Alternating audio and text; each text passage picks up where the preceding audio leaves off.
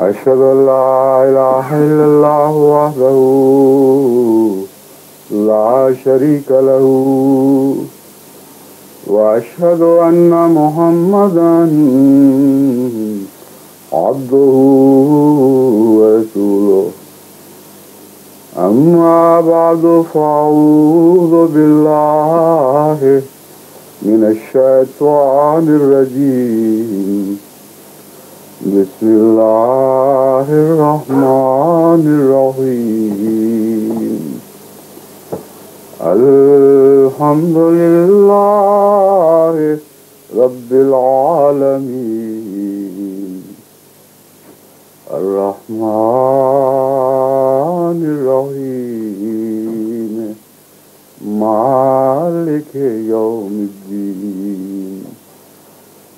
إياك نعبد وإياك نستعين اهدنا الصراط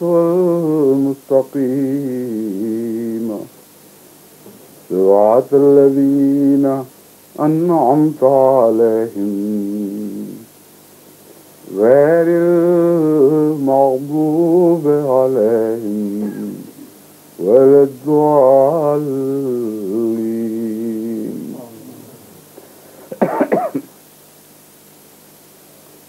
آج کا جمعہ میں اور میرے سفر کے ساتھی جماعت آئرلینڈ کے ساتھ ایک قصبے گالوے میں ادا کر رہے ہیں. نئی صدی کے پہلے سال کا یہ میرا پہلا سفر ہے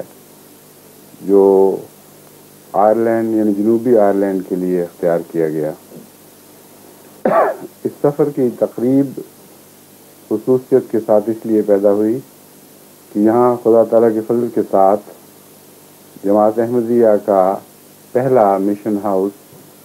ایک بنی بنائی عمارت کی صورت میں خریدا گیا.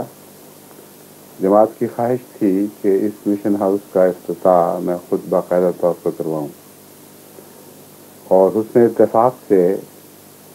جن دنوں میں یہ صورت ممکن تھی یہ آئندہ جماعت کی دوسری صدی کے ابتدائی ایام تھے، اور خدا تعالیٰ کے فضل سے یہ اس صدی کا دوسرا خطبہ ہے جو میں اس نئی جماعت میں دے رہا ہوں. اس ملک کے حالات کے متعلق مختصراً میں دنیا بھر کی جماعتوں کو آگاہ کرنا چاہتا ہوں. یہ ایک کیتھولک ملک ہے جس کی بھاری اکثریت رومن کیتھولسزم سے تعلق رکھتی ہے، اور اس پہلو سے یہ عیسائیت میں بہت زیادہ سنجیدہ ہیں. اگرچہ دنیا میں ہر جگہ کیتھولسزم میں مذہب کے ساتھ وہ گہری عقیدت اور دلچسپی باقی نہیں رہی،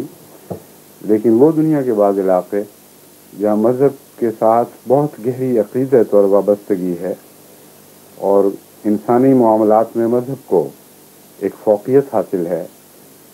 آئرلینڈ انہی علاقوں میں سے ایک علاقہ ہے. بلکہ بعض لوگوں کا تو یہ خیال ہے کہ آئرلینڈ میں رومن کیتھولسزم اس سے زیادہ عقیدہ اور عمل کی صورت میں ملتا ہے جتنا ویٹیکن کے ارد گرد کے علاقے میں یہ صورتحال دکھائی دیتی ہے. اور اس پہلو سے یہ ملک غیر معمولی طور پر مذہبی رجحان رکھتا ہے. عموماً دنیا میں یہ خیال پایا جاتا ہے کہ کیتھولک لوگ اسلام سے زیادہ متنفر ہیں، اور عیسائیت میں بہت زیادہ پختہ ہونے کی وجہ سے ان میں اسلام کے نفوذ کے کم امکانات ہیں.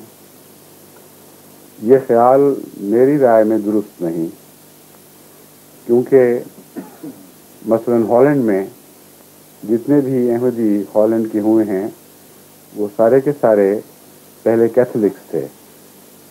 اسی طرح بعض دنیا کے دوسرے ممالک سے جو بیعتوں کی اطلاعیں ملتی ہیں ان سے بھی معلوم ہوتا ہے کہ کیتھولکس میں بھی خدا تعالیٰ کے فضل سے اسلام قبول کرنے کے رجحانات پیدا ہو رہے ہیں. خاص طور پر وہ کیتھولک علاقے جہاں مذہب کو اہمیت دی جاتی ہے، ان میں چونکہ ابھی تک مذہب کے معاملات میں سنجیدگی موجود ہے، اس لیے وہ غور کرنے کا رجحان رکھتے ہیں۔ باقی دنیا، خصوصاً مغربی دنیا، مذہب سے اتنا دور جا چکی ہے کہ ان کو مذہب میں بحیثیت مذہب کوئی دلچسپی نہیں، اور اگر آپ کو دلچسپی ہی کوئی نہیں ہوگی اور غور ہی نہیں کریں گے تو مذہب تبدیل کرنے کا سوال ہی پیدا نہیں ہوتا، کیونکہ دراصل ایسے لوگ کوئی مذہب بھی نہیں رکھتے۔ ان کو اگر دلچسپی ہے تو مادہ پرستی میں، اس دنیا کی لذتوں، اس دنیا کی نعمتوں میں ہے اور دنیا کی ترقیات میں ہے۔ اس لیے آپ ان میں سے خواہ بہت سے اچھے اخلاق لوگ والے بھی پائیں،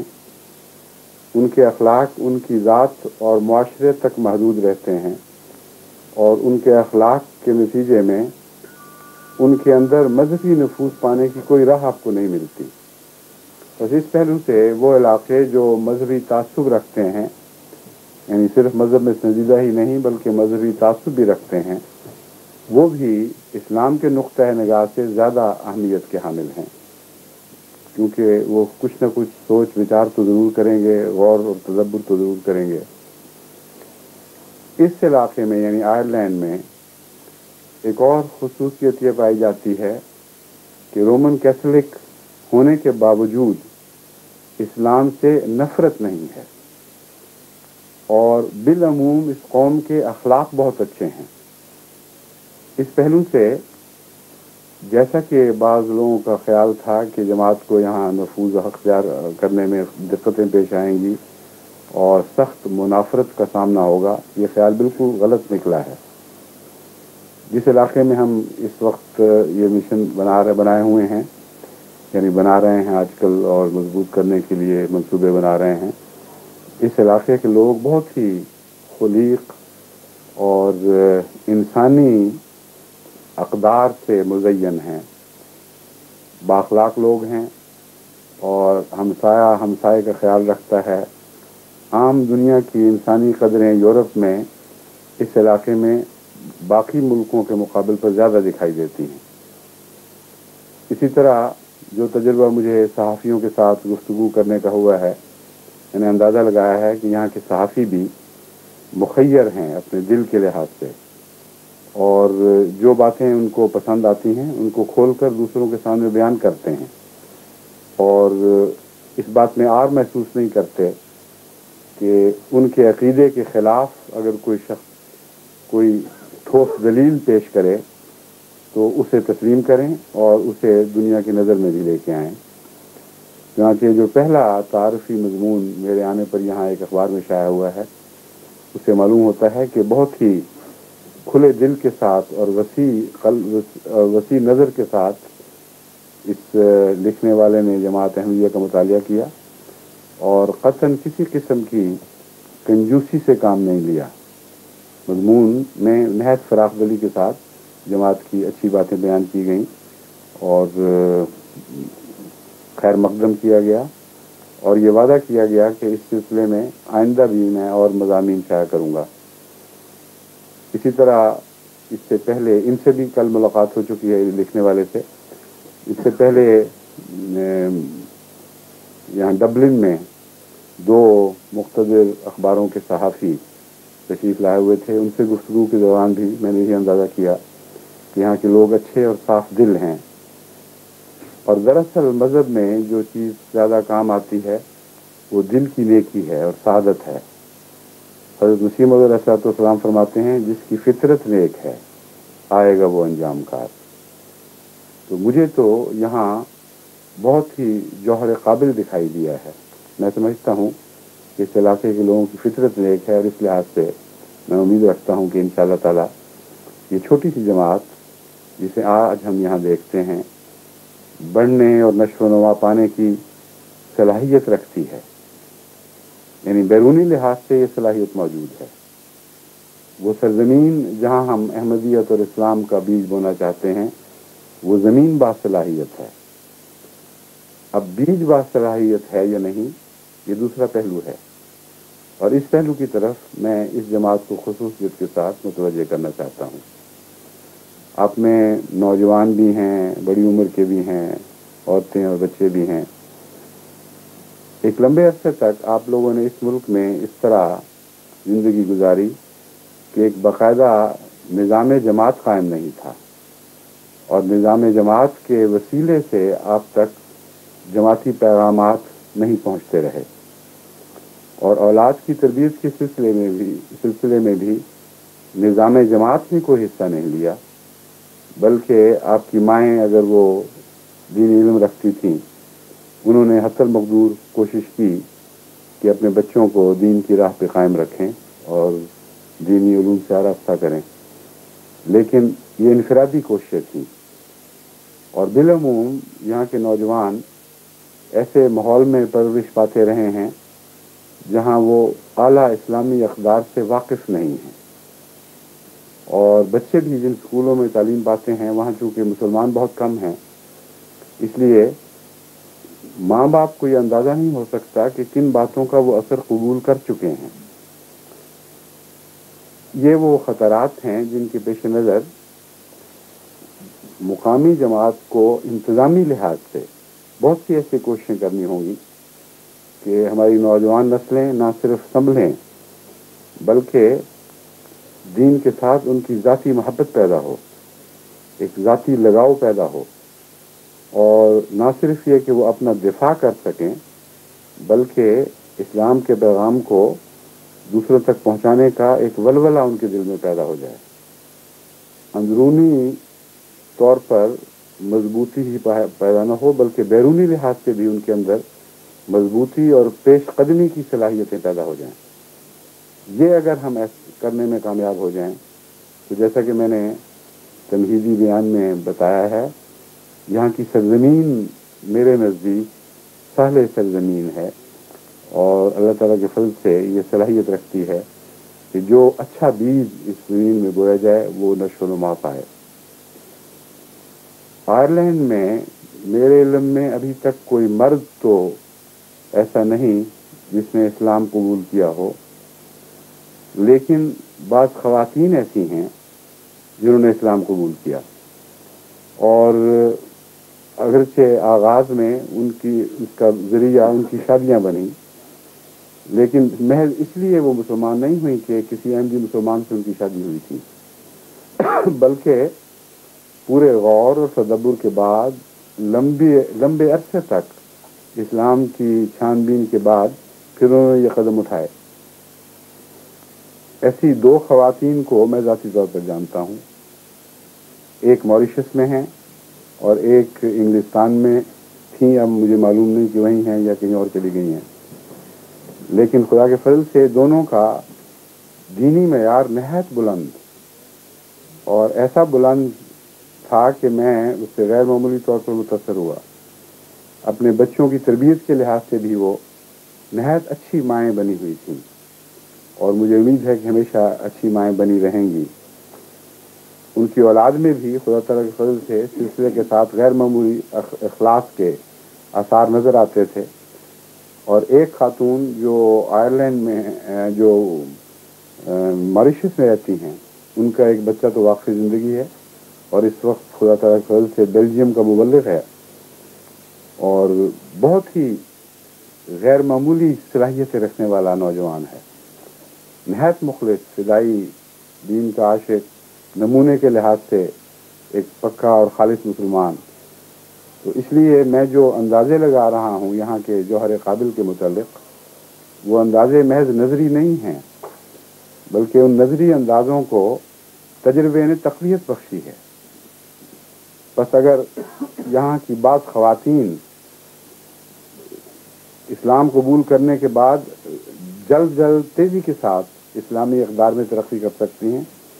تو یہاں کے مردوں میں بھی یقیناً یہ جوہر موجود ہوگا. صرف رابطے کی ضرورت ہے،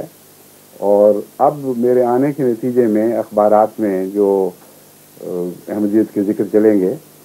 اور چل چکے ہیں، ان سے استفادہ کرنے کی ضرورت ہے. ہم بعض دفعہ بعض کامیابیوں سے خوش ہو کر ان کامیابیوں کے مزے لینے لگ جاتے ہیں، اور یہ بھول جاتے ہیں کہ وہ کامیابیاں وقتی مزوں کی خاطر نہیں بلکہ اس خاطر خدا تعالیٰ عطا فرماتا ہے کہ ان کے سائے میں ہم آگے بڑھیں اور ان سے استفادہ کر کے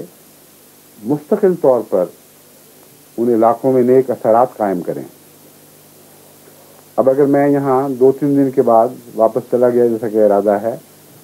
تو یعنی 2-3 دن یہاں گزار کر واپس چلا جاؤں گا جیسا کہ ارادہ ہے، تو یہ نہ ہو کہ میرے جانے کے بعد آپ کی چھوٹی سی جماعت اسی لطف میں گمسم رہے اور مگن رہے کہ چھوٹی سی جماعت ہے، لیکن اس کے باوجود خدا تعالیٰ نے اتنا بڑا فضل فرمایا، اتنے تذکرے ہوئے، ایسے اچھے مضامین اخبار میں آئے، ایسے اچھے لوگوں سے ہمارے رابطے بڑھے، اور یہ سمجھیں کہ بس یہی فضل یہیں تک تھا۔ حالانکہ یہ فضل اس نوعیت کا فضل ہے جس کے نتیجے میں آپ کو آگے بڑھنے کی قوت عطا ہوئی ہے۔ اس کے نتیجے میں بہت سے لوگ آپ کی بات سننے پر آمادہ ہو جائیں گے۔ اگر آپ نے میرے جانے کے بعد ان سے رابطہ نہ رکھا اور ان کی جو طلب کی پیاس بھڑکی ہے اسے آسمانی پانی مہیا کر کے سیراب کرنے کی کوشش نہ کی،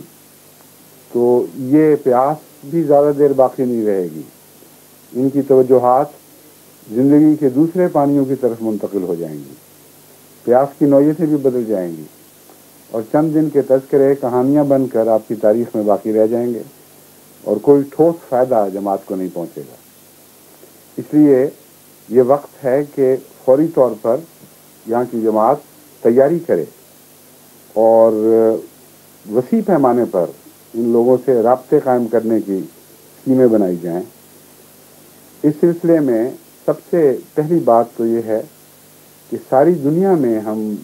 غیر اسلامی دنیا سے رابطہ پیدا کرنے کی جو اسکیمیں بنا چکے ہیں، جو ارادے باندھ چکے ہیں، جو تیاریاں مکمل کر چکے ہیں، ان سے یہاں بھی فائدہ اٹھانا چاہیے۔ انگلستان میں وسیع پیمانے پر ایسا لٹریچر شائع ہو چکا ہے جس کو تمام انگلستان کے مختلف حصوں میں نئے لوگوں تک پہنچایا جائے گا تاکہ احمدیت میں اور اسلام میں دلچسپی کی نئی راہیں کھلیں۔ اس لٹریچر سے بہت حد تک یہاں بھی استفادہ کیا جا سکتا ہے۔ جہاں تک میرا علم ہے، آئرش زبان اتنے وسیع پیمانے پر یہاں نہیں بولی جاتی جتنا انگریزی زبان بولی جاتی ہے۔ اگرچہ تلفظ میں فرق ہے، لیکن بنیادی طور پر زبان وہی ہے، اور تحریری زبان کے لحاظ سے قطعاً کوئی فرق نہیں۔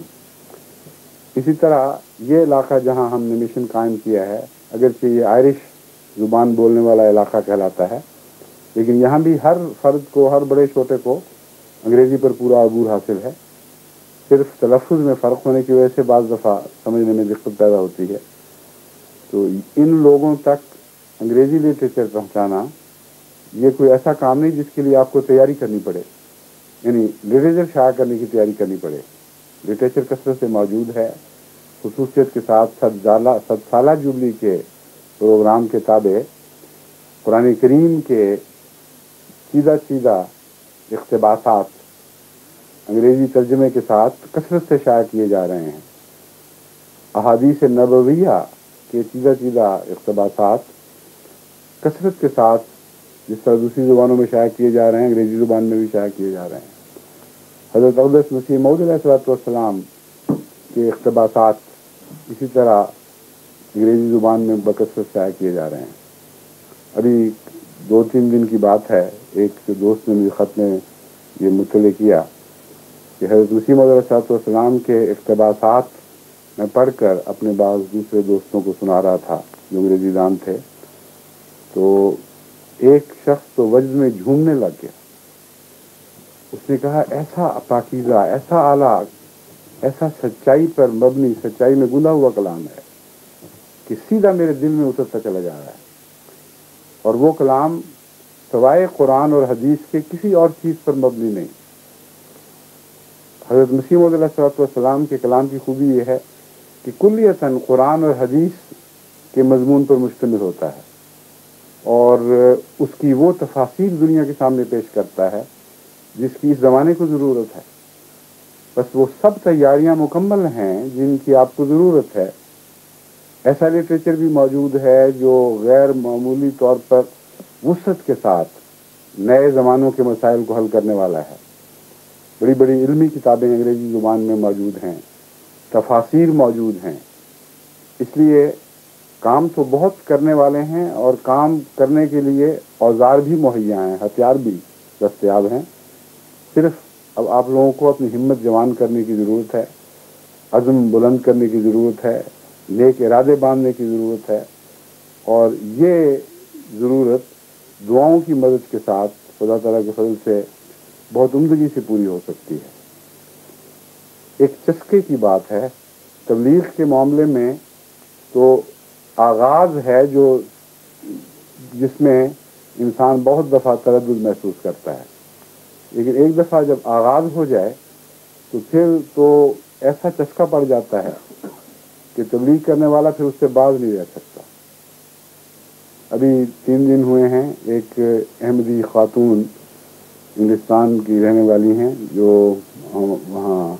لندن ملاقات کے لیے اپنے خاوند اور بچوں کے ساتھ تشریف لائی تھی. تو اوپر میری اہلیہ سے ملنے بھی گئیں. ان سے باتوں میں انہوں نے پوچھا آپ کس طرح وقت گزارتی ہیں، کیا کرتی رہتی ہیں. تو انہوں نے کہا کہ پہلے جب تبلیغ نہیں کیا کرتی تھی اس وقت تو یہ سوال ہو سکتا تھا اور واقعی یہ مسئلہ بھی تھا کہ یہ کیسے وقت گزارا جائے، لیکن جب سے یہ تبلیغ کی تحریک چلی ہے اور دعوت اللہ کے پروگرام چلے ہیں اس وقت سے تو مجھے ایسا مشغلہ مل گیا ہے کہ نہ مجھے بعض دفعہ خاوند کی ہوش رہتی ہے نہ بچوں کی ہوش رہتی ہے. اتنا مزہ ہے اس کام میں. انہوں نے بتایا کہ مجھے تو لت لگ گئی ہے تبلیغ کی، اور اللہ کے فضل سے اس کے نیک نتائج بھی ظاہر ہو رہے ہیں. بہت سے لوگ جن کو اسلام کے متعلق کچھ بھی علم نہیں تھا اب گہری دلچسپی لینے لگ گئے ہیں.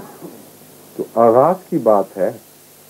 آغاز آپ کر دیں اور انجام خدا تعالیٰ کے سپرد کریں. اور واقعہ یہ ہے کہ جو لوگ خدا کی راہ میں ایک نیک قدم اٹھاتے ہیں اللہ تعالیٰ انہیں 10 قدم اٹھانے کی توفیق بخشتا ہے. جو چل کر آگے بڑھتے ہیں ان کو دوڑنے کی توفیق عطا فرماتا ہے. جو دوڑ کر جاتے ہیں ان کی رفتاروں میں نئی تیزیاں عطا کرتا ہے.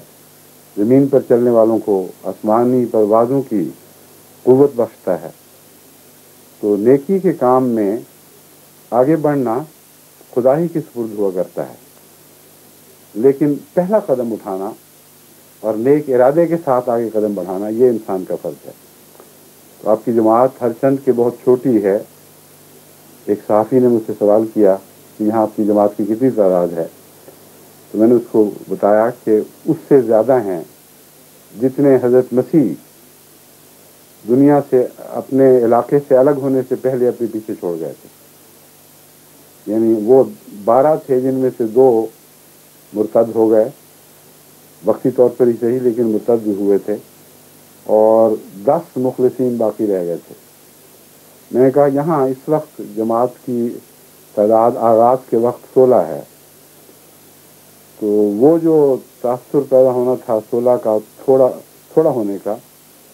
وہ تو پیدا نہیں ہوا، لیکن ان کے چہرے پر میں نے ایک بشاشت دیکھی اور انہوں نے اس جواب کو پسند کیا کہ ہاں آپ کے ارادے مضبوط اور بلند نظر آتے ہیں اور یہ تھوڑی سی تعداد عقلاً یہ صلاحیت رکھ سکتی ہے کہ دنیا میں عظیم انقلاب برپا کرے. بس میں امید رکھتا ہوں کہ یہاں کی جماعت 100 سالہ جبلی کے پروگراموں سے استفادہ کرتے ہوئے اور اس خصوصی سال سے اور اس سال کے پروگراموں سے فائدہ اٹھاتے ہوئے وہ کام شروع کر دے گی جو آج سے 10 سال پہلے تک یہاں رہنے کے باوجود وہ نہیں کر سکی. تو اس افتتاح کو جو آج میں کر رہا ہوں اسے رسمی افتتاح نہ رہنے دیں بلکہ ایک ٹھوس اور حقیقی افتتاح بنا دیں، اور ایسا ہو کہ جب میں اور میرے ساتھی دوبارہ یہاں آپ کے پاس حاضر ہوں تو مقامی طور پر ہمیں یہاں مخلصین جماعت ایسے دکھائی دیں جو آئرلینڈ کے حقیقی باشندے ہوں اور خدا تعالیٰ کے فضل کے ساتھ وہ اپنی قوم میں پھر احمدیت اور اسلام کے پیغامبر بن جائیں. اس ضمن میں باقی دنیا کی جماعتوں سے بھی میں یہ گزارش کرنی چاہتا ہوں کہ یہ سال جس کا آغاز 23 مارچ کو ہوا ہے، یعنی ہماری احمدیت کی دوسری صدی کا پہلا سال، یہ غیر معمولی اہمیت کا حامل ہے۔ 23 مارچ کے جشن یا چند دن کے جشن دراصل ایسے جشن نہیں ہیں جن کو منا کر خوش ہو کر پیچھے چھوڑ دیا جائے، بلکہ یہ ایسے جشن ہیں جن کا گہرا اثر آئندہ صدی پر پڑنا ہے اور ان کا سایہ اگلی پوری صدی پر محیط ہو جانا ہے۔ اور یہ ہیں بھی چند دن کے جشن نہیں بلکہ پورے سال کے جشن ہیں۔ اس لیے یہ خیال دل سے نکال دیں کہ 23 مارچ اور اس کے ارد گرد قرب کے چند ایام ہی جشن کے ایام تھے۔ ہمارا سارا کام تو اس سال پر آگے پھیلا پڑا ہے۔ بے حد کام ہیں جو جماعت کو اس جشن منانے کے سلسلے میں پورے کرنے ہیں۔ مثلا لٹریچر جس کا میں نے ذکر کیا ہے، خدا تعالیٰ کے فضل سے 118 یا کم و بیش 117 یا 119 اتنی زبانوں میں شائع ہو چکا ہے یا ہو رہا ہے۔ قرآن کریم کے تراجم تو 100 سے زائد زبانوں میں تمام دنیا تک پہنچا دیے گئے ہیں۔ احادیث کے تراجم جن کو قرآن کریم کے بعد دوسری اہمیت دی گئی، وہ بھی ایک بڑی تعداد میں پہنچائے گئے ہیں، لیکن بہت سا کام ابھی ہونا باقی ہے۔ یعنی تراجم مکمل ہو چکے ہیں، بعض پریس میں جا چکے ہیں، بعض میں نظر ثانی ہو رہی ہے، لیکن پروگرام یہی ہے کہ انشاءاللہ آئندہ 2-3 ماہ کے اندر تمام قرآن کریم کے تراجم اور تمام احادیث کے تراجم جماعتوں تک پہنچ چکے ہوں گے۔ اور اسی طرح تیسرے درجے پر حضرت مسیح موعود علیہ السلام کے کلام کے تراجم ہیں۔ اہمیت کے لحاظ سے چونکہ ان کو تیسرے درجے پر رکھا تھا، اس لیے اس میں کچھ تاخیر ہو گئی ہے، لیکن ان کے متعلق بھی مجھے یقین ہے کہ انشاءاللہ اس سال کے پہلے 6 مہینے کے اندر مکمل ہو کر ساری دنیا کی جماعتوں میں تقسیم ہو چکے ہوں گے۔ اس سلسلے میں ایک پروگرام تو یہ ہے کہ ہم مختلف کتب کے میلوں میں ان کی نمائش کریں، اور اس کے لیے مختلف علاقوں میں مختلف لائبریریوں میں یا کتب کے میلوں میں جگہیں باقاعدہ ریزرو کروائی جا چکی ہیں، اور جماعت اس نمائش میں حصہ لینے کی تیاری کر رہی ہے۔ ایک ہے مستقل نمائش، یعنی جہاں جہاں اللہ تعالیٰ نے جماعت کو توفیق دی ہے وہاں بڑے ہال تعمیر کر کے یا بڑی بڑی عمارتیں سال بھر کے لیے کرائے پر لے کر ان میں خدا تعالیٰ کے فضل سے اس سارے لٹریچر کی نمائش کا انتظام ہے جو اس صدی کے پہلے سال میں ہمیں کرنی مقصود ہے۔ اور یہ نمائش بھی انشاءاللہ تعالیٰ جہاں جہاں ہوگی اس کے بڑے نیک اثرات مترتب ہوں گے۔ لیکن کام صرف یہیں تک ختم نہیں ہوگا، کثرت سے ایسا لٹریچر شائع کیا گیا ہے جسے تقسیم کروانا ہے۔ تقسیم کروانے کا کام اس ایک سال کے اندر مکمل ہونا ہے، اور یہ کام معمولی کام نہیں بلکہ بہت بڑا کام ہے اور بڑی حکمت کے ساتھ کرنے والا ہے۔ اس ضمن میں پہلے بھی میں خطبات میں جماعت کو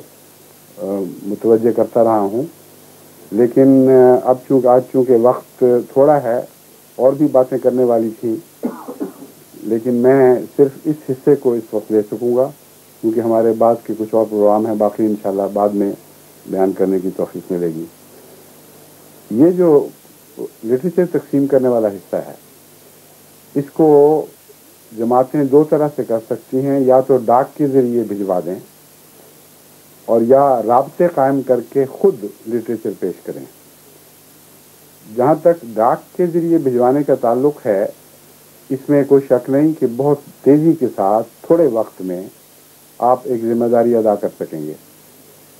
لیکن کچھ پتہ نہیں کہ وہ خط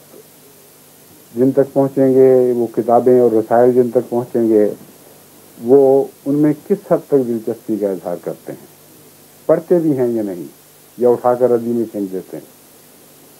اس لیے ڈاک کے ذریعے جہاں ایک فائدہ ہے وہاں یہ بہت بھاری نقصان بھی ہے۔ کچھ سمجھ نہیں آئے گی آپ کو کہ اس لٹریچر کا کیا بنا۔ لیکن اگر محنت کریں جماعتیں اور تقسیم کار کریں، نوجوانوں کو بھی شامل کریں، بوڑھوں کو بھی شامل کریں، بچوں کو بھی شامل کریں، اور ترتیب کے ساتھ ایسا پروگرام بنائیں کہ علاقہ علاقہ اس لٹریچر کو ذاتی طور پر پیش کرنے کا پروگرام بنایا جائے۔ اس سلسلے میں کچھ دقتیں ہیں، مثلا تعارف کا نہ ہونا۔ بعض جگہ جماعتیں بہت چھوٹی ہیں، علاقے بڑے وسیع ہیں، کس طرح ان تک پہنچا جائے؟ تو اس مشکل کا حل سوائے اس کے کچھ نہیں کہ جتنی بڑی مشکل ہو اتنا ہی زیادہ حکمت اور تفصیل کے ساتھ منصوبہ بنایا جائے۔ منصوبہ بنانے میں جو آپ وقت خرچ کرتے ہیں اتنا ہی تعمیل سے خرچ بچاتے ہیں۔ یہ ایک بنیادی اصول ہے کہ جتنا محنت اور تفصیل کے ساتھ آپ منصوبہ بنائیں گے اور جتنا اس پر معنی خیز وقت خرچ کریں گے اتنا ہی تعمیل کے وقت آپ کا وقت بچے گا۔ مثلا وہ لوگ جو اچھے انجینئر ہیں وہ عمارت بنانے سے پہلے اس کی ہر ضرورت کا خیال رکھتے ہیں اور اسے سیاہ و سفید میں اعداد و شمار میں اتار کر ایک ایسا وسیع منصوبہ بنا لیتے ہیں کہ کام کرنے والوں کو کسی مرحلے پر بھی دشواری پیش نہیں آتی، یا یہ سوال ان کے سامنے نہیں اٹھتے کہ اس اینٹ کو یوں رکھنا ہے کہ یوں رکھنا ہے، کس رنگ کی اینٹ استعمال کرنی ہے، کس قسم کا سیمنٹ لگانا ہے، اور کہاں پانی کی نالیاں رکھنی ہیں، کہاں بجلی کے لیے سوراخ رکھنے ہیں، کس قسم کی تاریں استعمال کرنی ہیں، وغیرہ وغیرہ۔ تمام تفصیلات ایک منصوبے کی شکل میں وہ طے کر دی جاتی ہیں، اور انجینئرز کو اس پر بڑی محنت کرنی پڑتی ہے۔ بعض دفعہ کئی سال تک بعض عمارتوں کے منصوبے بنتے ہیں اور وہ عمارتیں 6 مہینے کے اندر کھڑی ہو جاتی ہیں، اور نوک پلک درست ہوتی ہے، کوئی خامی نہیں نظر آتی، ہر ضرورت کا خیال رکھا جاتا ہے۔ تو جہاں کام میں دقتیں ہوں وہاں منصوبہ بندی ضروری ہے، اور یہ منصوبہ جس کا میں ذکر کر رہا ہوں یہ ایسا نہیں ہے جو مرکز سے بنا کر وہاں بھجوائے، مختلف جماعتوں کو بھجوایا جائے، کیونکہ یہ منصوبہ ایسا ہے جو اس کا ہر جماعت میں تیار ہونا ضروری ہے۔ آپ قریب سے لوگوں کو دیکھ رہے ہیں، آپ قریب سے مسائل پر نگاہ ڈال رہے ہیں، آپ کو اپنی کمزوریاں اس سے زیادہ معلوم ہیں جتنا مرکز کے علم میں ہیں، اسی طرح آپ کو اپنی طاقتیں بھی زیادہ معلوم ہیں جتنا مرکز کے علم میں ہیں۔ بعض دفعہ ایک چھوٹی جماعت میں خدا تعالیٰ کے فضل سے بہت بڑی طاقتیں ہوتی ہیں، ایسے لوگ ہوتے ہیں جن کے وسیع تعلقات ہوتے ہیں، ایسے دماغ عطا ہوتے ہیں ان کو جن کے اندر خدا تعالیٰ کے فضل سے جوہر قابل موجود ہوتا ہے، لیکن بعض جماعتیں تعداد میں زیادہ ہونے کے باوجود اندرونی کمزوریاں رکھتی ہیں۔ اس لیے ایسا منصوبہ نہیں ہے، یعنی یہ منصوبہ ایسا منصوبہ نہیں ہے جسے مرکز بنا کر جماعتوں کو بھجوائے۔ اپنے حالات کے مطابق سوسائٹی کے رد عمل کو ملحوظ رکھتے ہوئے اور وہ ذرائع سوچتے ہوئے جو بہترین رنگ میں کسی سوسائٹی میں قبولیت اختیار کر سکیں گے، آپ اپنے منصوبے کو مقامی طور پر بنائیں۔ بس آئرلینڈ میں بھی یہ منصوبہ اسی طرح بنانا چاہیے جس طرح باقی ملکوں میں بنایا جائے گا، اور چھوٹی چھوٹی جماعتوں میں بھی جو دنیا کے دور دراز علاقوں سے تعلق رکھتی ہیں۔ لفظ دور دراز تو ہم اس نسبت سے استعمال کرتے ہیں کہ ہمارے یہاں کے مقابل پر دور دراز ہیں، ورنہ تو جس ملک میں آپ بیٹھیں گے وہاں سے دوسرے ممالک دور دراز دکھائی دیں گے۔ تو ان معنوں میں دور دراز سے مراد میری یہ ہے، مثلا فجی میں، پیسیفک کے آئی لینڈ توالو میں، یا سولومن آئی لینڈ میں، یا کریباس میں، یا پاپوا نیو گینی میں، یا جنوبی امریکہ کے بعض ممالک میں، برازیل میں، اسپین میں، ایسے ممالک میں جہاں نسبتاً جماعتیں تھوڑی ہیں، میں ان کا ذکر کر رہا ہوں۔ ان سب ممالک میں گہرے منصوبے کے ذریعے اپنی عددی کمزوری کو پورا کرنے کی کوشش کرنی چاہیے، اور مقصود یہ ہمیشہ پیش نظر رہے کہ ہم نے سوسائٹی کے ہر حصے میں نفوذ کرنا ہے، طالب علموں میں بھی نفوذ کرنا ہے، دانشوروں میں بھی نفوذ کرنا ہے، اخبار نویسوں میں بھی نفوذ کرنا ہے، وکلاء میں بھی نفوذ کرنا ہے، تاجروں میں بھی نفوذ کرنا ہے، سیاستدانوں میں بھی نفوذ کرنا ہے، زمینداروں میں بھی نفوذ کرنا ہے، صنعت کاروں میں بھی نفوذ کرنا ہے، لیبر میں بھی نفوذ کرنا ہے، اور مالکان میں بھی نفوذ کرنا ہے۔ تو جتنے بھی انسانی طبقات آپ کو دکھائی دیتے ہیں، ان سب تک اس سال میں ہم نے آئندہ صدی کے لیے بیج بو دینے ہیں۔ یہ اہمیت ہے اس سال کو۔ اس لیے جتنے زیادہ سے زیادہ طبقات اور زمینیں آپ پیش نظر رکھیں گے، اور جتنا حکمت کے ساتھ وہاں اسلام کا بیج بوئیں گے، اتنا ہی زیادہ پھل اگلی صدی میں پیدا ہوگا۔ بس کچھ کام تو ایسے ہیں جو گزشتہ 100 سال میں ابھر کر ہمارے سامنے آئے، کچھ ایسے منصوبے ہیں جن کی بنیادیں گزشتہ 100 سال میں ہمارے لیے ہم سے پہلے بزرگوں نے رکھی۔ ان پر جو عمارتیں تعمیر ہوئیں، خدا تعالیٰ کے فضل سے ان عمارتوں کو مزید بلند کرنا ہمارا کام ہے۔ لیکن کچھ ایسے کام بھی ہیں جن کا آغاز ہوا ہے اس صدی کے لیے۔ کچھ ایسی بنیادیں بھی ہیں جن کو جماعت نے خدا تعالیٰ کے فضل سے نئی جگہوں پر اور نئے منصوبوں کے تحت رکھا ہے۔ ان پر تمام کی تمام عمارت تعمیر ہونے کا کام ابھی باقی ہے۔ بس یہ سال بہت ہی اہمیت کا سال ہے۔ یہاں پرانی بنیادوں پر استوار عمارتوں کو بلند کرنا اور نئی بنیادوں کو مضبوطی کے ساتھ قائم کرنا اور ان پر نئی عمارتیں بنانا اور نئی عمارتوں کا آغاز کرنا ہمارا کام ہے۔ بس میں امید رکھتا ہوں کہ دنیا بھر کی جماعتیں اس پروگرام کو بڑی لگن اور ذاتی تعلق اور جذبے کے ساتھ ادا کرنے کی کوشش کریں گی۔ اور جیسا کہ میں نے بیان کیا ہے، ہر ملک کا کام اب یہ رہ گیا ہے کہ اپنے ملک میں وہ تمام سوسائٹی میں نفوذ کرے، اور آئندہ صدی کے لیے اسلام میں دلچسپی کہ ایسے دروازے کھول دے جن کے رستے پھر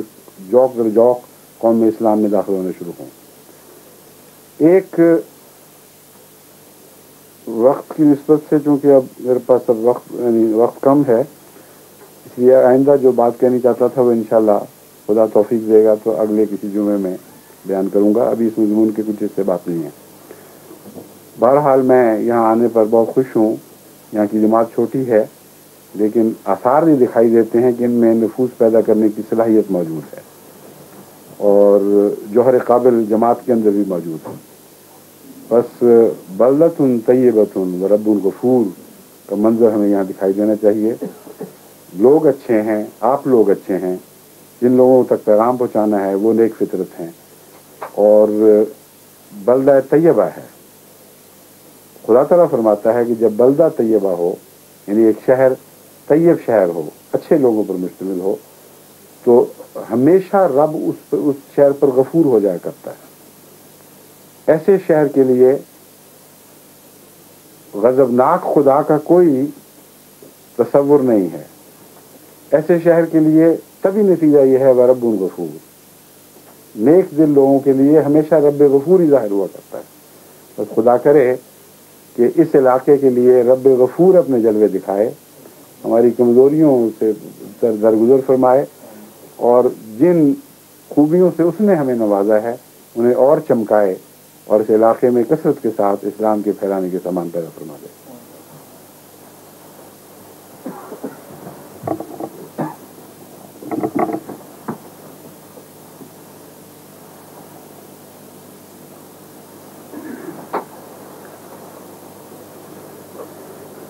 الحمد لله نحمده ونستعينه ونستغفره ونؤمن به ونتوكل عليه ونعوذ بالله من شرور أنفسنا ومن سيئات أعمالنا من يهده الله فلا مضل له ومن يضلله فلا هادي له ونشهد أن لا إله إلا الله وحده لا شريك له ونشهد أن محمدا عبده ورسوله. عباد الله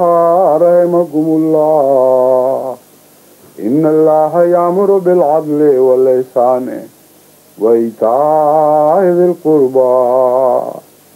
وينهى عن الفحشاء والمنكر والبغي يعظكم لعلكم تذكرون. اذكروا الله يذكركم وادعوه يستجب لكم ولذكر الله أكبر.